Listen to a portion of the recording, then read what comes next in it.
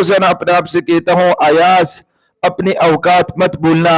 आप पहले ऐसे थे, पट्टे पुराने कपड़े और पट्टे पुराने चप्पल पहनकर घूमते थे। अपनी औकात मत भूलना।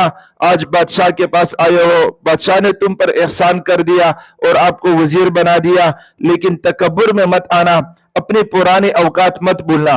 तो बादशाह सलामत ने तमाम वजीरों से कहा कि देखो, मेरा वफादार वजीर वो सिर्फ यही नहीं कि मेरी वफादारी करता है, बल्कि वो अपने औकात को भी नहीं भूलता है और वो मुझे अपना मोहसिन मानता है। तो मेरे मुहतरम दोस्तों, दुनिया में एक वजीर अपनी औकात को नहीं भूलता और बादशाह को मोहसिन समझता है। हम अगर अल्लाह ताला की नेमतों को सोचे और हम अपने बारे में सोचे कि हमारी क्या औकात थी। हम गंदे पानी से पैदा हो चुके हैं और अल्लाह ताला ने उस गंदे पानी से हमारी शक्ल सूरत बनाई और फिर हम मट्टी हो जाएंगे। यह हमारी औकात है, तो हम तकब्बुर किस चीज से करें।